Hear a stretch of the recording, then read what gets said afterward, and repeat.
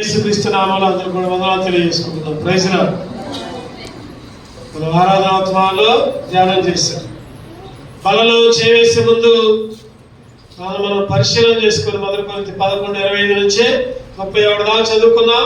ఆ వచ్చిన భాగాలను అనుసరించి మనం సరి చేసుకోవాలి, మనం బుద్ధి చెప్పుకోవాలి, గద్దించుకోవాలి, యోగ్యముగా బలలో చేయవేయాలి. ఆయన బలను తీసుకునేటప్పుడల్లా యేసుక్రీస్తు నీ కొరకు నా కొరకు మరణించాడని, యేసుక్రీస్తు శరీరమే రొట్టె అని, యేసుక్రీస్తు రక్తమే ఆ ద్రాక్షరసమని, మరలా ఆయన తిరిగి వస్తాడని, మనం కూడా తీసుకొని పరలోకానికి వెళ్తాడని మనం జ్ఞాపకం ఉంచుకొని యోగ్యముగా బలలో చేయాలి. మనం చదువుకున్న భాగాన్ని చూస్తే యోహాను సువార్త 10:4 చదవండి దగ్గరగా. యోహాను సువార్త 10:4.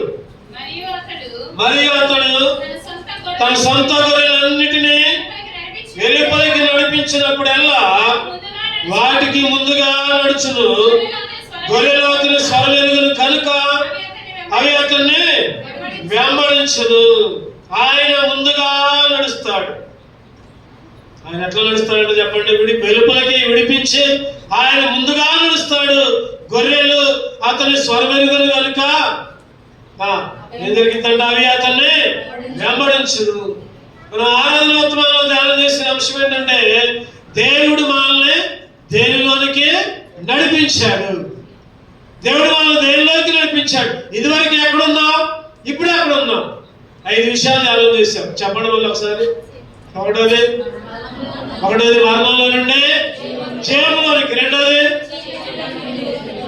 చీకట్లో నుంచి వెలుగులోకి, మూడోది అసత్యంలో నుంచి సత్యంలోకి, నాలుగోది సమాధానము లేని స్థితి నుంచి సమాధానంలో నుంచి, ఐదోది వెలుపల నుంచి దేవాలయపు లోపలికి నడిపించాడు.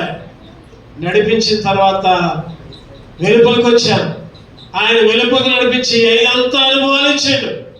మరి ఆయన ముందుగా పోతున్నాడు. మనం ఏం చేయాలి చెప్పండి? ఆయన వెంబడించాలి. మనం ఎలా వెంబడించాలి? మన అంశం ఏంటంటే మనం ఎలా నడవాలి. ఆయన ముందుగా పోతుంటే మనం దారి తప్పకూడదు. ఆయన ముందుగా పోతుంటే గొర్రెలు ఏం చేస్తాయి? కాపరిని వెంబడిస్తాయి.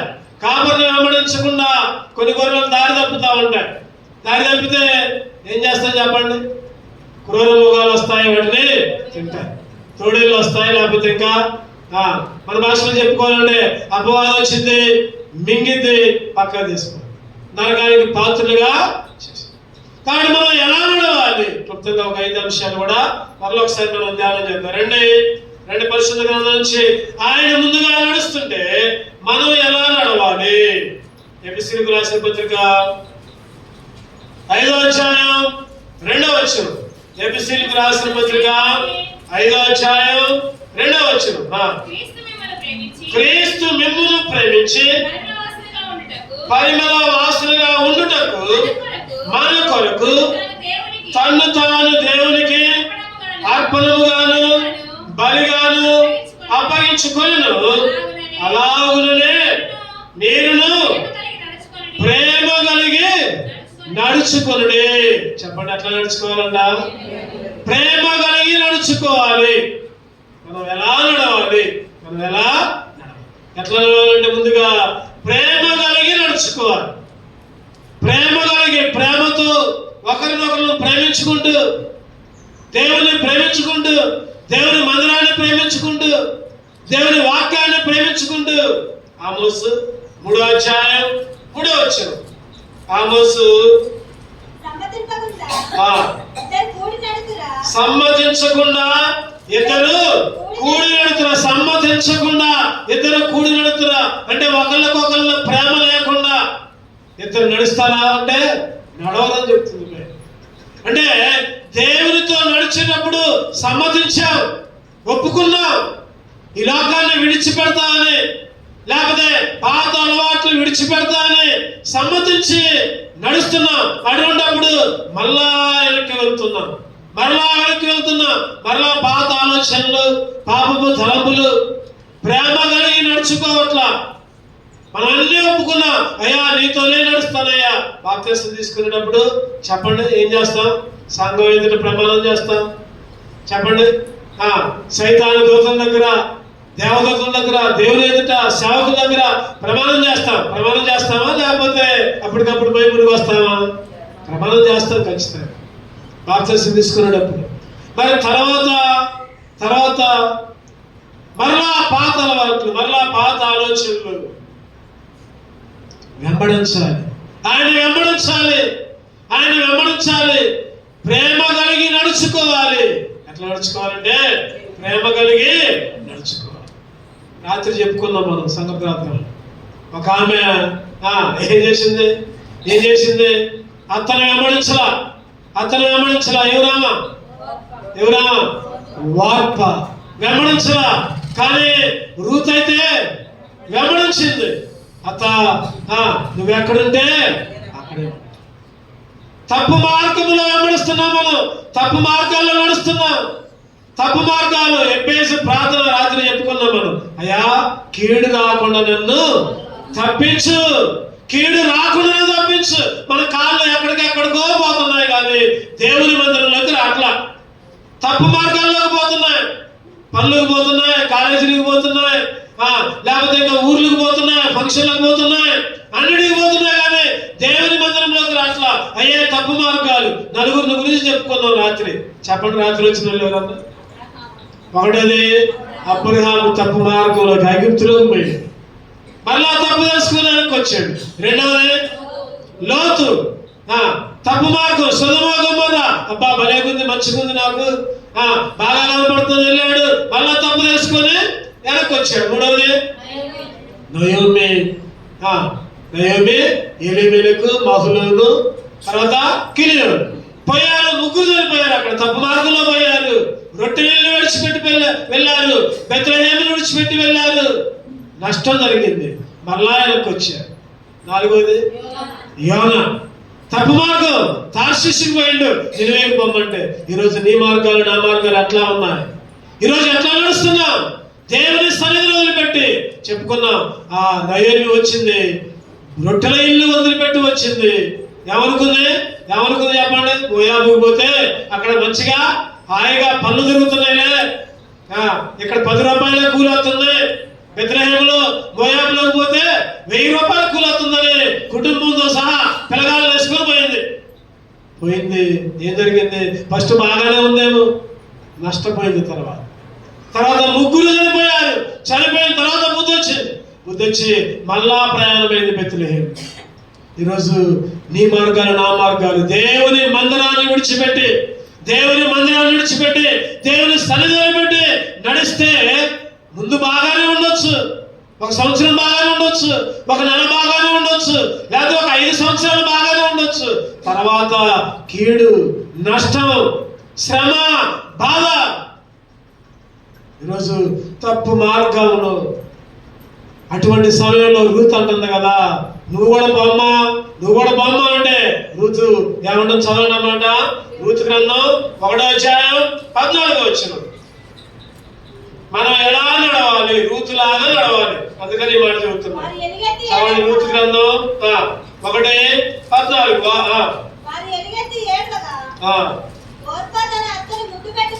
ఓర్పా తన అత్తను ముద్దు పెట్టుకొనెను, రూతు ఆమెను హత్తుకొనెను. ఇట్లుండగా ఆమె ఇదిగో నీ తోడుకోడలు తన జనుల యొద్దకును తన దేవుని యొద్దకును తిరిగిపోయినదే, నీవును నీ తోడుకోడలు వెంబడి వెళ్ళమనెను. అందుకు రూతు నా వెంబడి రావద్దని, నన్ను విడిచిపెట్టమని, నన్ను బతిలాడుకొనొద్దు. నీవు వెళ్ళు చోటుకే నేను వచ్చినను, నీవు నివసించిన చోటనే నేను నివసించను. నీ జనమే నా జనము, నీ దేవుడే నా దేవుడు. నీవు మృతి పొందు చోట నేను మృతి పొందను. అక్కడనే 5 అంతల ఆశీర్వాదం, 5 అంతల తీర్మానం. చెప్పండి. ఒకటోది ఏముంది అక్కడ? ఒకటోది నీవు వెళ్ళే చోటుకే నేను వస్తా, నువ్వు వెళ్ళే దగ్గరికే నేను వస్తా. రెండోది నీ జనమే, నీవు నివసించిన చోటనే నేను నివసిస్తా. మూడోది నీ జనమే నా జనము, నాలుగోది నీ దేవుడే, ఐదోది నీవు ఎక్కడ చచ్చిపోతా అక్కడ నేను చనిపోతా. ఇటువంటి తీర్మానంతో నడవాలి మనం. రూతు లాంటి తీర్మానం. ఏమో ఫస్ట్ కొత్తగా కష్టమైందేమో, కొద్దిగా ఇబ్బంది ఏమైందేమో, లేదా పరిగా ఏరుకోలేదేమో, పరిగా సరిగా దొరకలేదేమో, వయసు వచ్చి చెప్పాడు, అందరికి చెప్పాడు, ఎక్కడనే ఉండదు, ఎక్కడే ఏరుకుంటారు. తర్వాత సమృద్ధి, యేసుక్రీస్తు వంశావళిలో రూతు గారి పేరు ఉందన్నమాట. అంటే మనం నడుచుకునే విషయంలో ప్రేమ కలిగి నడుచుకోవాలి. దేవుణ్ణి గమనించాలి, దేవుని సన్నిధిని గమనించాలి, దేవుని సన్నిధిని కలిగి ఉండాలి. చనిపోయినా, బ్రతికినా, కష్టం వచ్చినా, ఇబ్బంది వచ్చినా, ఇరుకొచ్చినా, శోధనలు వచ్చినా దేవుని మందిరాన్ని విడిచిపెట్టకూడదు. అది రూతు యొక్క తీర్మానం. ఈరోజు నా తీర్మానాలు కూడా అట్లనే ఉండాలి. రూతు అత్తనే ప్రేమించి, అలాగే దావీదు యోనాతాను ప్రేమ కూడా, దావీదు యోనాతాను ఇద్దరు కూడా గాఢంగా ప్రేమించుకున్నారు. అంటే ఇద్దరు ప్రాణ స్నేహితులుగా వాళ్ళ హృదయాలు కలిసిపోయాయని బైబిల్లో ఏముందంటే అక్కడ వాళ్ళ హృదయాలు కలిసిపోయాయి. మొదటి సమయం 18వ అధ్యాయం 1వ వచనం చూస్తే చదవనమాట.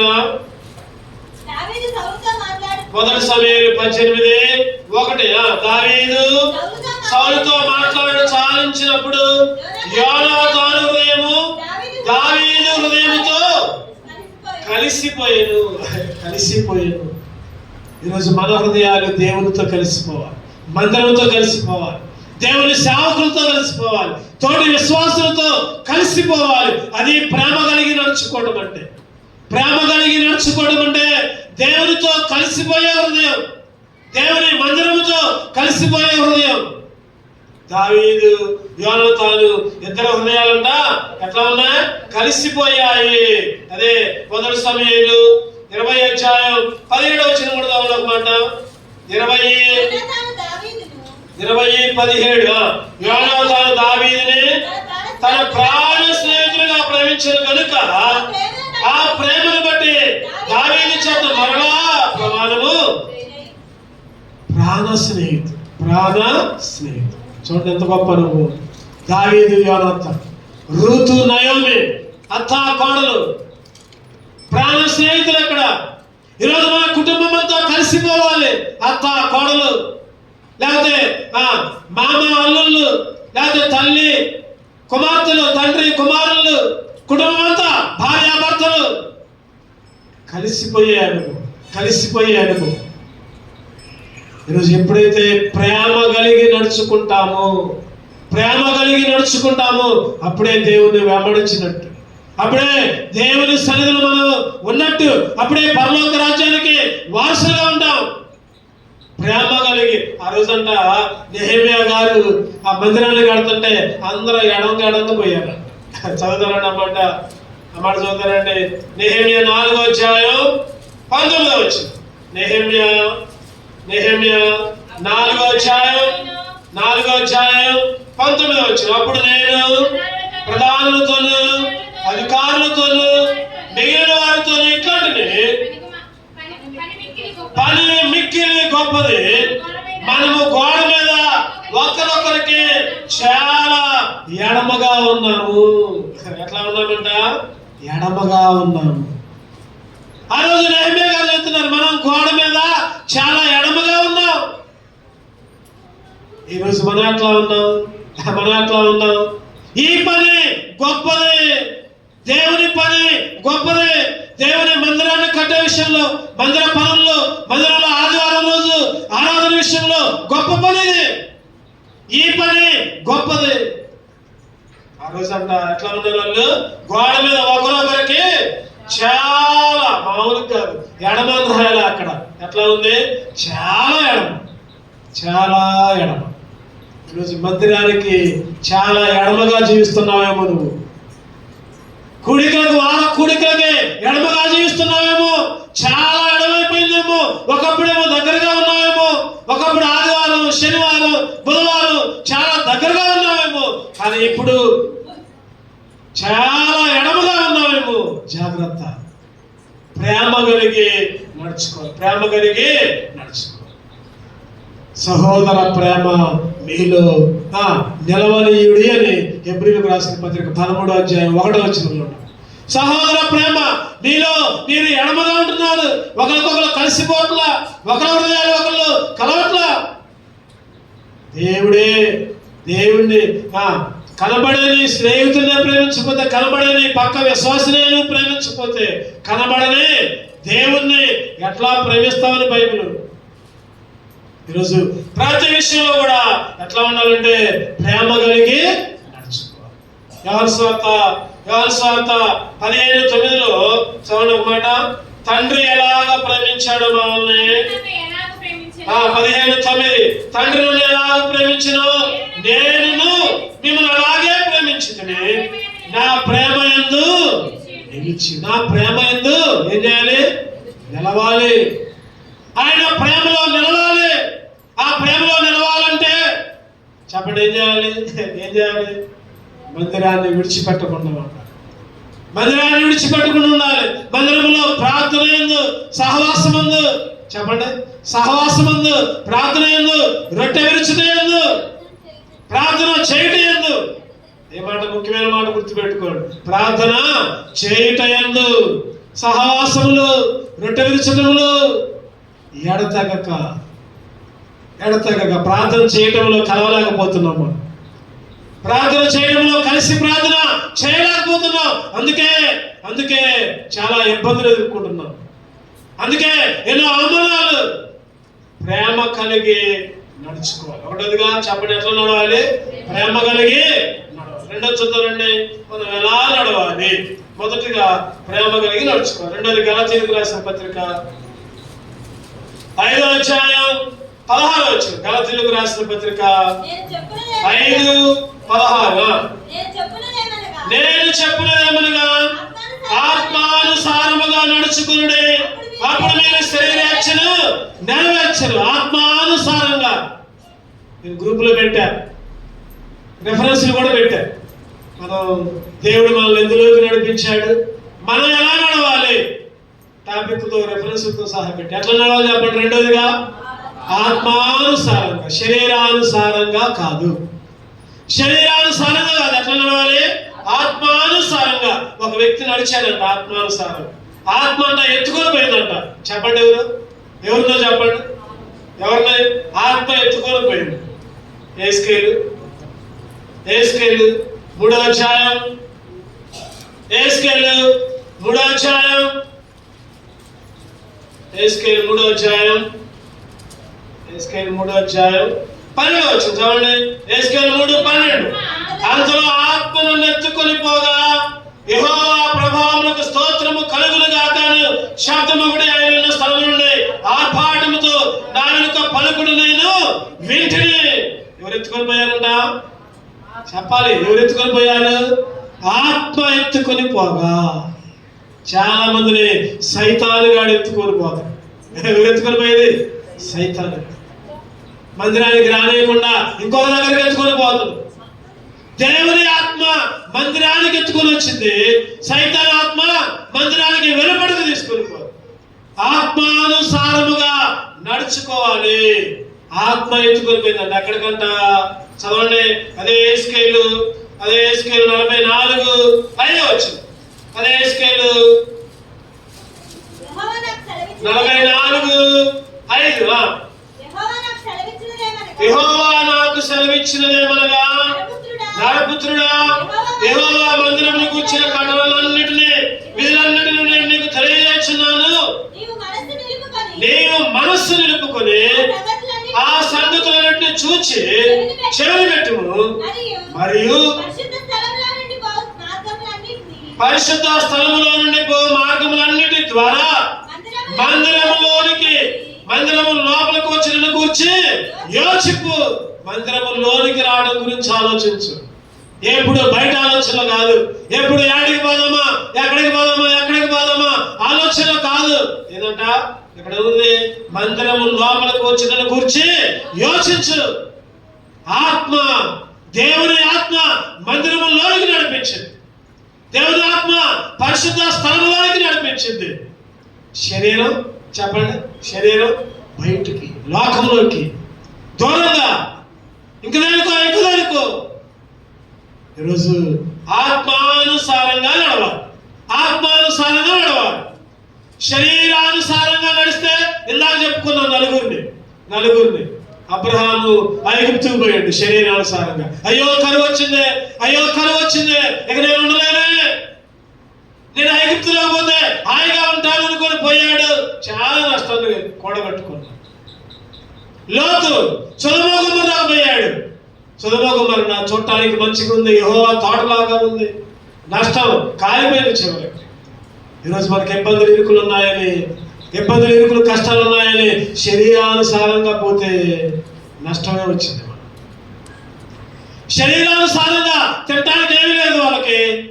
అందరూ పోయారు, కుటుంబంతో సహా బెత్లెహేం విడిచి చచ్చిపోయారు. భర్త చచ్చిపోయాడు, 2 కొడుకులు చచ్చిపోయారు. శరీరానుసారంగా యోనా నినివే పట్టణానికి పోమంటే తార్షీషుకు పోయే వాడెక్కాడు. అడిగి పోయింది చివరికి శాప కడుపులోకి పోయాడు. అడిగి పోయాడు చెప్పండి, శాప కడుపులో. ఈరోజు శరీరానుసారంగా పోతే నష్టమే. తర్షీషుకు పోయాడు. శరీరపు ఆలోచనలు, శరీరపు తలంపులు. ఈరోజు మన తలంపులు ఎట్లా ఉన్నాయి? ఆత్మీయ తలంపులా లేకపోతే శారీరక ఆలోచనలా? శారీరక తలంపులు కొద్దిగా మేలుండొచ్చు, లేదా కొద్దిగా సుఖం ఉండొచ్చు, కొద్దిగా ఇబ్బంది ఉండొచ్చు, ఇబ్బంది ఉండకపోవచ్చు. ఆత్మీయంగా అందరూ సూటిపోటు మాట్లాడవచ్చు, అవమానం ఉండొచ్చు, కష్టం ఉండొచ్చు, ఇబ్బంది ఉండొచ్చు. అయినా కానీ ఆత్మానుసారంగా నడవటానికే ఏం చేయాలి? ప్రయత్నం చేయాలి. నాకు కష్టం ఉందిలే, నాకు అవమానం ఉందిలే, అందరూ ఏదో అంటున్నారులే అని శరీరానుసారముగా త్రోవ తప్పితే ఉపయోగం లేదు. చెప్పండి, ఎట్లా నడవాలి? ఆత్మానుసారముగా, శరీరానుసారముగా, శరీర కోరికల ప్రకారం నడవకూడదు. మూడోది దీనికి ముందు ఇంకో మాట చూద్దామండి. రోమీయులకు రాసిన పత్రిక 8వ అధ్యాయం 5వ వచనం. శరీరానుసారంగా ఒక చక్కటి మాట ఉంటుంది అక్కడ.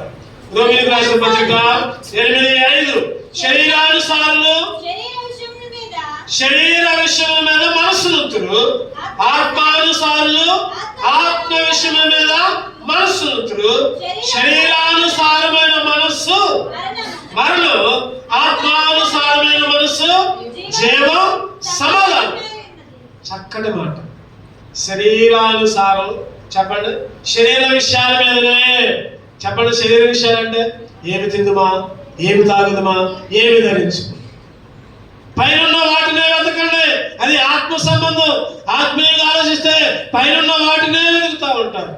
శరీరానుసారముది చెప్పండి. శరీరానుసారమైన మనస్సు మరణం, ఆత్మానుసారమైన మనస్సు జీవం, సమాధానం. అందుకే ఆత్మానుసారంగా నడుచుకోవాలి. మనం ఎలా నడవాలి? యేసుక్రీస్తు ముందెళ్తున్నాడు. ప్రేమ కలిగి నడుచుకోవాలి. రెండోదే ఆత్మానుసారంగా నడుచుకోవాలి. మూడో చూద్దామంటే ఫిలిప్పీయులకు రాసిన పత్రిక 3వ అధ్యాయం 16వ వచనం. ఫిలిప్పీయులకు రాసిన పత్రిక 3వ అధ్యాయం 16వ వచనం. అయినను ఇప్పటి వరకు మనకు లభించిన దానిని బట్టి క్రమముగా నడుచుకుందాము. ఎట్లా నడవాలన్న చెప్పండి, ఎట్లా నడవాలి? క్రమముగా. క్రమం అంటే ఏంటి? క్రమం అంటే ఏంటి? లైన్లో పాటమా? చెప్పండి, లైన్లో పాటమా? క్రమం అంటే ఏంటి? క్రమముగా నడుచుకోవాలి. క్రమముగా నడుచుకోవటం అంటే ఏ కూడిక ఎక్కొట్టకూడదు, సంఘ ప్రార్థన ఎక్కొట్టకూడదు, బైబిల్ స్టడీ ఎక్కొట్టకూడదు, ఆదివారం ఆరాధన ఎక్కొట్టకూడదు. ప్రారంభ ప్రార్థనకే రావాలి. అది కూడా క్రమమే. గుర్తుపెట్టుకోండి, ప్రారంభ ప్రార్థనకి రావడం కూడా క్రమమే. ఈరోజు నేను లెక్క పెట్టా, 11 మంది వచ్చారు ప్రారంభ ప్రార్థన. మేమే 5 ఉన్నాం, ఇంకో 4 వచ్చారు. ఎవరెవరు లేటుకు వచ్చారో మీకే పెడతాం. అన్నిటికీ తొందరగానే పోతాం. కానీ కాలేజీకి పోవాలంటే మేడం గారు, స్పందన మేడం గారు, కాలేజీకి పోవాలంటే ఉరుకులు చేయరాని. ఇంకా లేటుకు వచ్చిన వాళ్ళందరూ మీ పేరు పెట్టి తీసుకోండి మీరే. మనం ఎక్కడికి పోవాలన్నా టయానికి పోతాం, కానీ మందిరానికి అయితే క్రమం ఉండదు. ప్రేమపూర్వకంగా హెచ్చరిస్తున్నారు. దీన్ని ఏమి అనుకోవద్దు, కానీ క్రమముగా నడుచుకోవడం అలవాటు చేసుకోవాలి. మనం ఎట్లా నడుచుకోవాలంటే క్రమముగా ప్రతి విషయంలో కూడా క్రమంగా ఉండాలి. చక్కటి మాట ఏముంది అక్కడ, చదవండి మళ్ళీ ఒకసారి ఆ మాట. అయినను ఎప్పటి వరకు మనకు లభించిన దాన్ని బట్టి క్రమముగా ఇస్తేరు ఎట్లా నడిచింది చెప్పండి? క్రమముగా నడిచింది. తన వంతు వచ్చేదాకా నేను ముందు పోతా, నేను అందగత్తెనే, నేను బాగుండా, నాకంటే ముందు ఎవరైనా పోతే రాజుగారు వాళ్ళే పెళ్లి చేసుకుంటారని అనుకోరా. తన వంతు వచ్చేదాకా వేచి చూచింది. అటుంటది 6 చదవండి అన్నమాట. ఎస్తేరు గ్రంథం 2వ అధ్యాయం 15వ వచనం చదవండి అన్నమాట. ఎస్తేరు 2:15 మొర్దెకై తన కుమార్తెగా స్వీకరించుకున్న తన పిల్ల తండ్రి అయిన అబీహైలు కుమార్తె ఎస్తేరు రాజునొద్దకు వెళ్ళుటకు వంతు వచ్చినప్పుడు, చాలు ఎప్పుడంట? వంతు వచ్చినప్పుడు, నీ వంతు వచ్చినప్పుడు. మందిరములో నీకు కూడా ఒక వంతు ఉంటుంది. మందిరములో నీ వంతు కూడా ఉంటుంది. సాపనేసే రోజు ఉంటుంది, బాత్రూమ్లు కడిగే రోజు ఉంటుంది, శుభ్రం చేసే రోజు ఉంటుంది, వంట చేసే రోజు ఉంటుంది, లేకపోతే పాత్రలు కడిగే రోజు ఉంటుంది. ఆ వంతు కోసం ఎదురు చూడు. వంతు వచ్చినప్పుడు నాకు కుదరదులే అని పక్కన తప్పుకో. మాకు వంతు దాకా ఎదురు చూసింది ఎస్తేరు. రాజు దగ్గరికి పోయే అది క్రమం. ఇంకొక మాట ఉంటుంది ఎక్కడంటే ఆ మాట 6 నెలల దాకా తయారైద్దంట. ఎన్నో వచ్చిన అంటే ఎస్తేరు 2వ అధ్యాయం 12వ వచనం చదవండి. 12 6 మాసములు గోపరస తైలముతోను 6 మాసములు సుగంధ వర్గములతోను తేల పరిమళ క్రియల కొరకైన మరి వేరే పదార్థములతోను స్త్రీలు పరిమళ క్రియలు ముగించి రాజు వద్దకు పోవారు. 12 నెలలు తయారవుతున్నారంట. ఎక్కడికి పోవడానికి? రాజు దగ్గర కనపడాలి. కీర్తన 45వ అధ్యాయం 11వ వచనంలో ఈ రాజు నీ రాజు, ఈ రాజు చదవనమాట. ఈ రాజు 45:11 కీర్తనలో ఈ రాజు నీ ప్రభువు, అతడు నీ సౌందర్యమును కోరి ఉన్నాడు, అతనికి నమస్కరి. ఈ రాజు నీ ప్రభు. ఆ రాజు దగ్గరకైతే అందరూ 6 నెలలు ఆ రాష్ట్రం ఈ రాష్ట్రం, ఆ పరిమళతేమో ఈ పరిమళతేమో సుగంధ వర్ణాలు ముఖానికి రాసుకొని, ఒకరోజు రాసుకోవడం నేను తెల్లగొచ్చిన, 4 రోజులు రాసుకోవడం నేను బాగున్నా. ఇంతకుముందే ఒకరికొకళ్ళు మాట్లాడుకోవటం. మనం కూడా అప్పుడప్పుడు అంటా ఉంటారు ఏమని, 1 నెల బాగా నేను లావైనా, నేను సన్నగైనా, నేను తెల్లగొన్నా నల్లగొన్నా. ఈరోజు మనం మన ప్రభు అయిన యేసుక్రీస్తు మన రాజు, ఆ రాజు మన ప్రభు. మరి ఆ రాజు దగ్గరికి ఎదుర్కోవడానికి వెళ్ళాలంటే ఇంకా నువ్వు ఎన్ని సంవత్సరాలు సిద్ధపడాలి. అది క్రమం. సిద్ధపడటం అనేది క్రమం. ఎన్నోసార్లు చెప్పుకున్నాం. శనివారం రాత్రి ప్రార్థన చెప్పండి. ఏ ప్రార్థన చెప్పుకున్నాం? ఏ ప్రార్థన? సిద్ధపాటు ప్రార్థన. దేనికి? ఆయన బలలో చేవేయటానికి సిద్ధంగా ఉండాలి. ఆయన ఆరాధించడానికి సిద్ధంగా ఉండాలి. సిద్ధపాటు కూడికకి రాకుండా, సిద్ధపాటు ప్రార్థన చేయకుండా అసలు ఏమాత్రం కూడా భయం లేదు మనకు. అసలు ఏమాత్రం కూడా చెప్పండి భయం లేదు. భయం ఉంటే మనం అట్లా చేయం. అసలు ఈరోజు సిద్ధపడాలి. క్రమం, అదే క్రమం నేర్చుకోవాలి మనం. అదే క్రమం. ఆ రోజు ఎల్కానా, హన్నా చెప్పండి ఏం చేశారు? ఏటేట సంవత్సరం షిలోహుకి వెళ్ళారు, మందిరంలోకి వెళ్ళారు, క్రమాన్ని పాటించారు. తోటి కోడలు తిడుతున్నా కూడా ఆగిందా? చెప్పండి. తోటి కోడలు గేలి చేస్తున్నా కూడా ఆగిందా? దేవుని దగ్గర పోయింది, మొరపెట్టుకుంది, ఏడుస్తా ఉంది, ప్రార్థన చేస్తా ఉంది. సేవకుడే కన్ఫ్యూజ్ అయ్యాడు. అమ్మ నిద్రపోతున్నావేంది? నేను నిద్రపోవట్లేదయ్యా, దేవుని వేడుకుంటున్నానని అన్న సమాధానం చెప్పింది. ఈరోజు మన సిద్ధపాటు ఎట్లా ఉంది? ఈరోజు అంత క్రమం విడిచిపెట్టి వెళ్ళామంట. గలతీయులకు రాసిన పత్రిక 2వ అధ్యాయం 14వ వచనం. గలతీయులకు రాసిన పత్రిక 2వ అధ్యాయం 14 వారు స్వార్థ సత్యము చొప్పున క్రమముగా నడుచుకొనక పోవుట నేను చూసినప్పుడు అందరి ఎదుట కేపాతో నేను చెప్పినది మనకి అందరి ఎదుట. ఎందుకు? క్రమంగా నడవలా. ఈరోజు ఎట్లా ఉంది మన జీవితం? క్రమంగా ఉందా? క్రమపద్ధతి ఉందా? క్రమంగా నడవాలి. దేవునితో నడిచేటప్పుడు దేవుడు ముందు పోతూ ఉంటే చెప్పండి, మూడు చెప్పుకున్నాం మనం. ఒకటోది ప్రేమ కలిగి నడుచుకోవాలి. రెండోది ఆత్మానుసారంగా నడుచుకోవాలి. మూడోది క్రమంగా. ఇంకొక 2 క్లుప్తంగా చెప్తానండి. అపోస్తుల కార్యాలు 10వ అధ్యాయం 35వ వచనం. అపోస్తుల కార్యాలు 10:35. ప్రతి జనములో ఆయనకు భయపడి నీతిగా నడుచుకుని వారిని ఆయన అంగీకరించును. ప్రతి జనములోనూ ఆయనకి భయపడి ఎట్లా ఉండాలంట? నీతిగా నడుచుకోవాలి. ఎట్లా నడుచుకోవాలి చెప్పండి? నీతిగా. దానికంటే ముందు ఇంకో మాట ఏంటన్నమాట? భయపడి. భయం. ఎవరు నన్ను చుట్టలేదులే అని అనుకోవద్దు. ఎవరు నన్ను చుట్టలేదులే, దేవుడు చూస్తూ ఉన్నాడు. నీతిగా ఆయనకు భయపడి నీతిగా నడుచుకోవాలి. అబ్రహాము చెప్పండి, అబ్రహాము గురించి దేవుడు ఏం చెప్పాడు? నీతిమంతుడు. రోమీయులకు రాసిన పత్రిక 4వ అధ్యాయం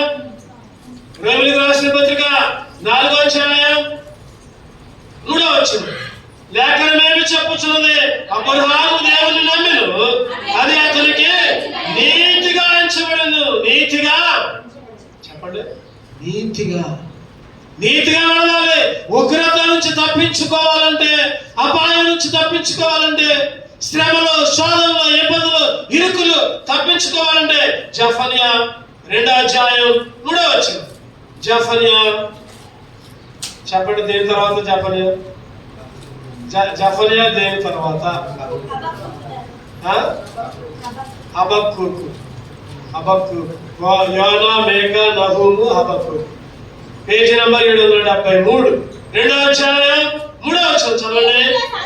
దేశంలో సాత్వికులై ఆయన న్యాయం అనుసరించి సమస్త దీనులారా యెహోవాను వెతుకుడి.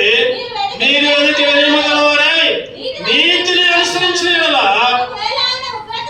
ఒకవేళ ఆయన ఉగ్రత దినమున మీరు దాచబడుతారు. ఉగ్రత దినం, ఉగ్రత. ఆ ఉగ్రత నుంచి తప్పించుకోవాలంటే నీతిగా నడు, నీతిని అనుసరించు, నీతి మార్గంలో నడు. నీతి తప్పమాక. ఎప్పుడు కూడా పెద్దలు చెప్తా ఉంటారు, తినటానికి లేకపోయినా నీతి మాత్రం తప్పదయ్యా అంటారు. తినటానికి లేకపోయినా నీతి తప్పమాకు. మాట, చూపు, తలంపు ఏది కూడా. ఉగ్రత దినముందంట దాచబడ. చూడండి ఎంత చక్కటి మాట. ఉగ్రత దినముందు దాచబడతాం అంటే ఉగ్రత మన మీదకి రాదు. నీతిగా ఉంటే ఉగ్రత మన మీదకి రాదు. యోబు గారు కూడా చక్కటి మాట అంటారు. 27:6 యోబు గ్రంథం 27:6. నా నీతిని ఎడవక గట్టిగా పట్టుకుందును. చెప్పండి, ఈరోజు మన అందరం కూడా ఈ మాట చెప్పాలి. నా నీతిని విడవక గట్టిగా పట్టుకుందును. ఈరోజు ప్రతి ఒక్కరు కూడా మన నీతి విడవకుండా గట్టిగా పట్టుకోవాలి. ఈరోజు నీతి తప్పకూడదు. ఏమాత్రం కూడా నీతి నీతిగా నడుచుకోవాలి. 4 చదవండి. చివరికి 5 ఇంకొకటి చూసుకుని మనం ముగించుకుందాం. ఎఫెసీయులకు రాసిన పత్రిక 4వ అధ్యాయం 3వ వచనం. ఎఫెసీయులకు రాసిన పత్రిక 4వ అధ్యాయం 3వ వచనం. మీరు పిలువబడిన పిలుపుకు తగినట్లుగా దీర్ఘ శాంతముతో కూడిన సంపూర్ణ వినయముతోను సాత్వికముతోను నడుచుకొనవలెనని. పౌలు గారంట బతిలాడుతున్నారంట. ఏమని? సంపూర్ణ వినయముతోను సాత్వికముతోను. సాత్వికం, వినయం. ఎవరైనా మాటల్లో కూడా తలంచుకోవాలి. అది సాత్వికం అంటే. మత్తయి సువార్త 11:29 ఒక చక్కటి మాట ఉంటుంది. చదవండి అన్నమాట.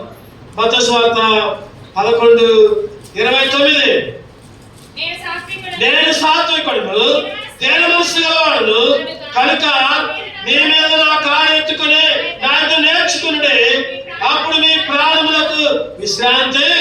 యేసుక్రీస్తు సాత్వికుడు, ఆయన సాత్వికుడు కాబట్టి మనం కూడా చెప్పండి. కొండ మీద ప్రసంగంలో ఒక మాట ఉంటుంది, ఏమని? సాత్వికుల ధనిలు 5వ అధ్యాయం 5వ వచనం, మత్తయి 5:5. సాత్వికుల ధనిలు వారు భూలోకమును స్వతంత్రించుకుందరు. సాత్వికుల ధనిలు వారు భూలోకమును. సాత్వికం కేకలు కాదు, అరుపులు కాదు. దేవుని మందిరంలో కేకలే స్థుతించాలి. బయట అయితే అరుస్తాం, దేవుని మందిరంలో సైలెంట్ గా ఉంటాం. మనం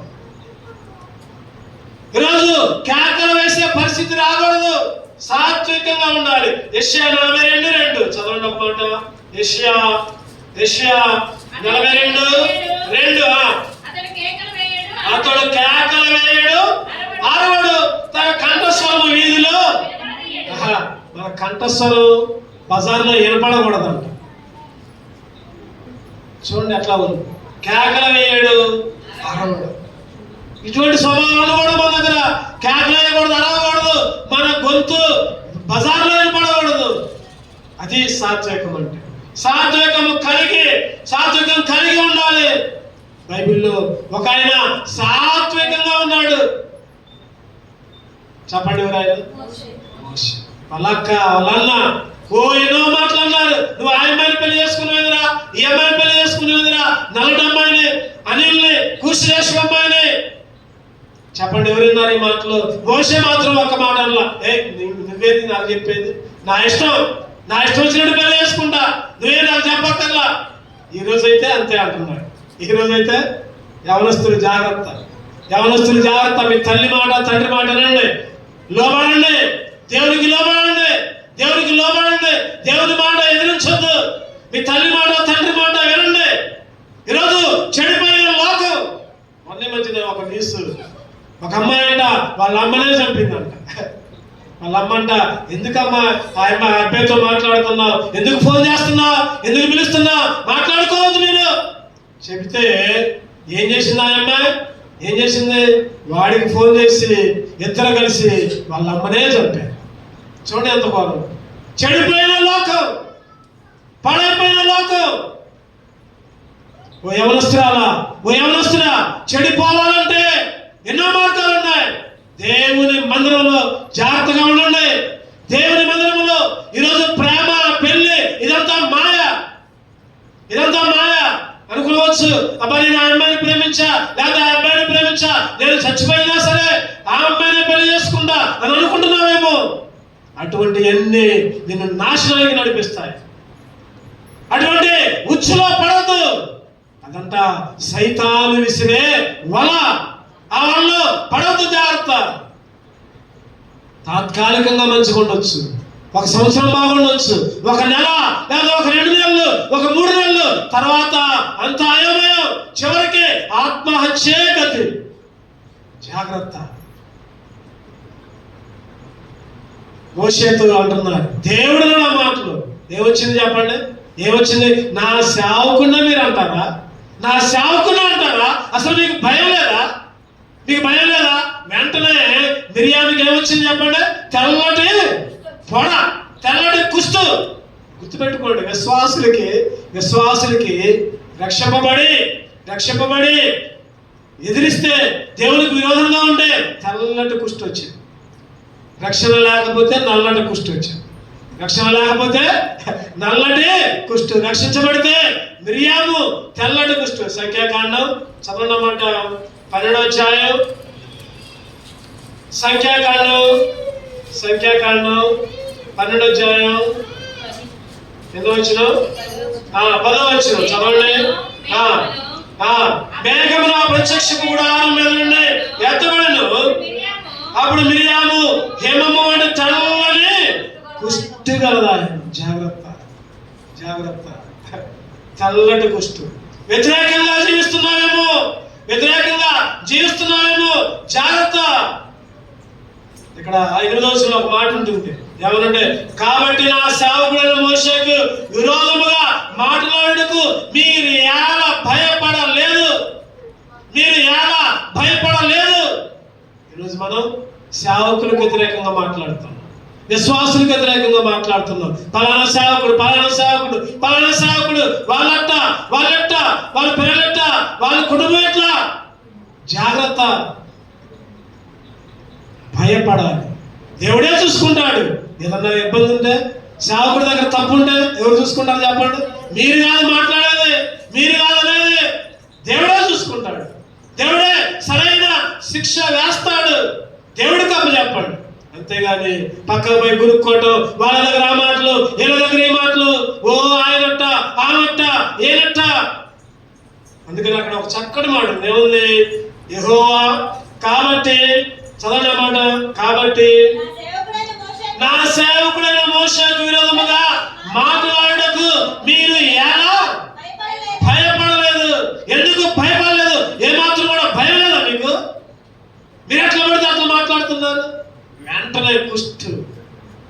చివరికి మోషేయే మళ్ళా ప్రార్థన చేశాడు. చెప్పండి, ఆ కుష్టు ఈరోజు సాత్వికముగా ఉంటే దేవుడు మేలు చేస్తాడు.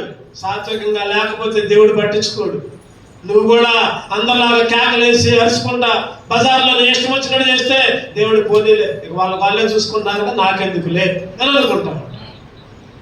ఈరోజు జాగ్రత్తగా ఉండాలి. శత్రువు ఎన్ని అవమానాలు వచ్చినా, ఎన్ని హేళన చేసినా, ఎంత గద్దించినా ఈరోజు దేవుడికి అప్పచెప్పుకోవాలి.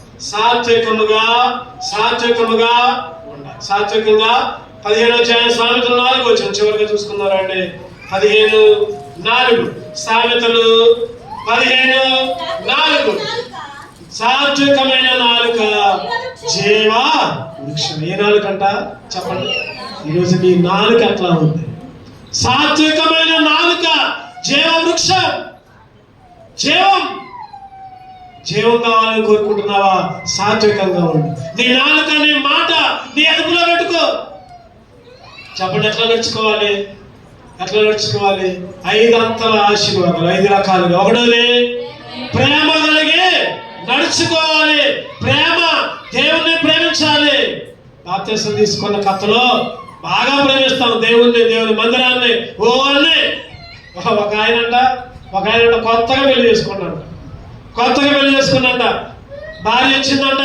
భార్య వచ్చి, ఏమండి నాకు మైసూర్ పాక్ కావాలంట. మైసూర్ పాక్ ఏం కావాలంట? మైసూర్ పాక్. వెంటనే అబ్బా నా భార్య మైసూర్ పాక్ అడిగిందని మైసూర్ పోయాడంట. అడిగిపోయాడు.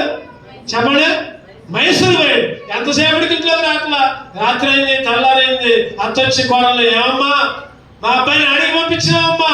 ఏమో అత్త, మైసూర్ పాక్ తెమ్మన్నా. మైసూర్ పోయాడేమో. 4 రోజుల తర్వాత వచ్చిందంట. వచ్చి మైసూర్ పాక్ తెచ్చింది. 3 నెలలు అయిపోయింది. మళ్ళీ భార్య అడిగింది, నాకు మైసూర్ పాక్ కావాలని. ఈసారి పక్కనే ఉన్న కొట్లోకి పోయి తెచ్చింది. ఈసారి మైసూర్ పోవాలా, పక్కనే ఉన్న కొట్లోకి పోయి మైసూర్ పాక్ తెచ్చింది. 6 నెలలు అయింది. 6 నెలలు కావాలని మళ్ళీ అడిగిందంట భార్య, నాకు మైసూర్ పాక్ కావాలని. డబ్బులు ఇచ్చి, పో తెచ్చుకో, నీకు కాళ్ళేవా పో తెచ్చుకోపో. సంవత్సరం అయిందంట. మళ్ళీ అడిగిందంట మైసూర్ పాక్ అని. నీ ముఖానికి మైసూర్ పాక్ కావాలా? నీ ముఖానికి మైసూర్ పాక్ కావాలా?